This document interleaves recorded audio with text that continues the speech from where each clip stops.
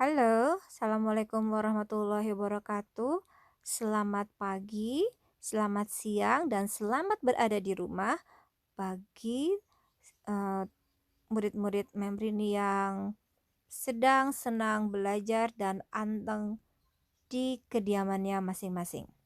Hari ini Membrini akan menerangkan tentang hortatory exposition text. Nah, apa itu hortatory exposition text? Mari kita pelajari bersama-sama. Berikut ini adalah definisi dari hortatory exposition text. Oke. Nah, selanjutnya adalah social functionnya atau fungsi sosial dari exposition text. Nah, fungsi sosial dari hortatory exposition text adalah untuk membujuk para pembaca atau pendengar bahwa sesuatu itu harus dilakukan atau sesuatu itu seharusnya tidak dilakukan.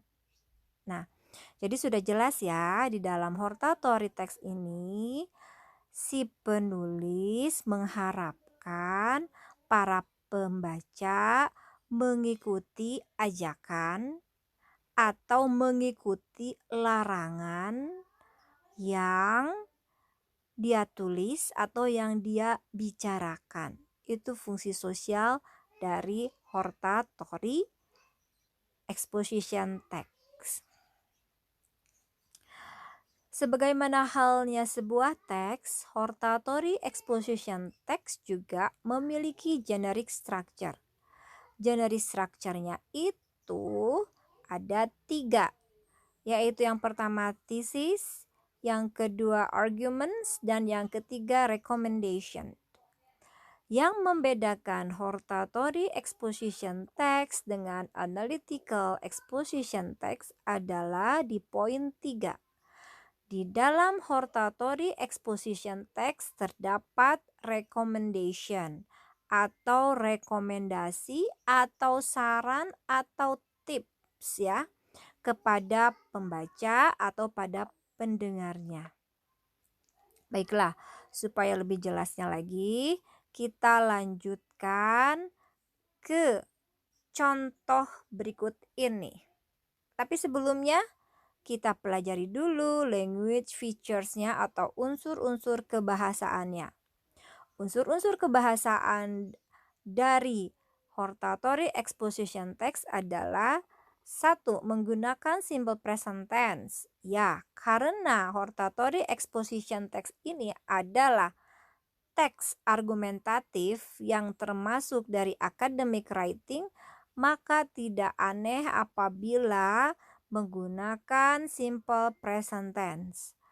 Kemudian, beberapa argumentasi bisa diawali dengan kata-kata firstly, secondly, thirdly, atau dikenal dengan sequential. Kemudian, ketika kita masuk ke dalam rekomendasi atau merekomendasikan sesuatu, biasanya bisa diawali kata-kata berikut ini. In my opinion, it's better. I think blah blah blah should blah blah blah. I think blah blah blah should be blah blah blah. For this reason blah blah blah should blah blah blah. Oke. Ini adalah sebagian kecil dari language features tapi yang sering muncul di dalam hortatory exposition text. Nah, sekarang kita masuk ke dalam contoh dari hortatory exposition text berikut dengan generic structure-nya. Baik, sebuah teks yang baik biasanya memiliki judul. Di sini judulnya adalah Why Students Should Eat Breakfast Every Day. Kemudian kita masuk ke dalam thesis. Thesis di sini biasanya adalah pendapat atau apa yang ingin ditekankan oleh si penulis. Ya, biasanya juga menunjukkan sikap si penulis terhadap topik yang akan dia ungkapkan atau ditulis atau diuraikan di dalam teks yang dia buat. Mari kita baca dan kita perhatikan teks ini. Ya, a lot of people, especially young people, go through the day without having breakfast. Many people believe that it is not necessary, or they say that they don't have time for that and begin their day with no meal. I believe that everyone should eat breakfast before going to their activities. The purpose of this paper is to show the importance of breakfast, especially for students. Nah, dari sini kita bisa menunjukkan stance atau sikap dari si penulis adalah dia mendukung sarapan itu penting dan masyarakat harusnya sarapan sebelum melakukan aktivitas mereka. Jadi di sini kita bisa melihat tesis yang dibuat oleh si penulis itu mulai dari I believe dan juga yang kedua adalah dari their purpose. Nanti kita lihat mana stance yang di-elaborate oleh si penulis ini. Nah, kita lihat di sini argumen yang pertama. Okay. The first reason why you should eat breakfast before going to school is for your health. Nah, di sini si penulis langsung menunjukkan argumen yang pertama. Argumen yang pertama adalah siswa, you di sini adalah para siswa karena diharapkan yang membaca ini adalah para siswa seharusnya sarapan sebelum pergi ke sekolah untuk menjaga kesehatan. Nah, lihat aktivitas ke sekolah. Nah, jadi jelas ya bahwa pernyataan yang pertama ini, argumen yang pertama ini mendukung apa? Mendukung dari tesisnya, kedua tesis tersebut. Oke. Kemudian dia juga memberikan ya opini dengan reason ya. Oke, dengan fakta. Ingat ya, sebuah argumen itu harus berisikan opini dan didukung dengan fakta. Oke, baru itu bisa menjadi argumen yang bagus. Ya, sekali lagi sebuah argumen itu dikatakan argumen yang bagus dan yang baik apabila tidak hanya opini atau berisi alasan saja, tetapi harus didukung dengan fakta-fakta.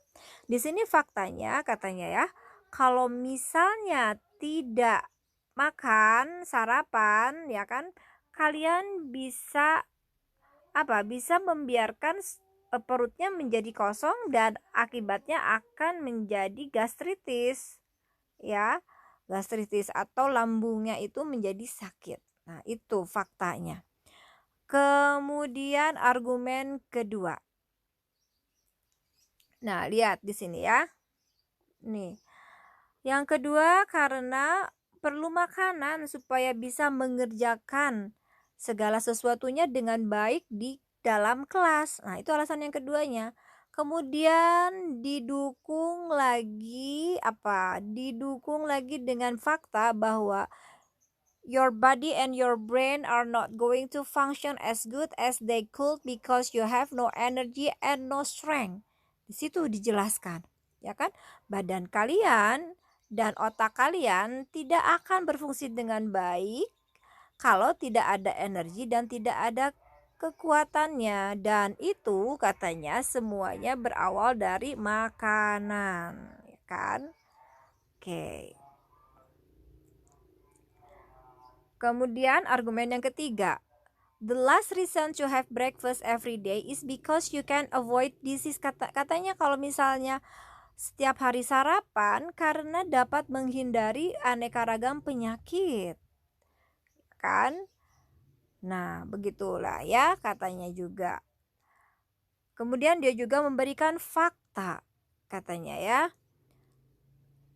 Kalau yang tidak sarapan atau yang tidak makan katanya akan lebih mudah sakit daripada orang-orang yang sering sarapan atau yang sarapan setiap pagi.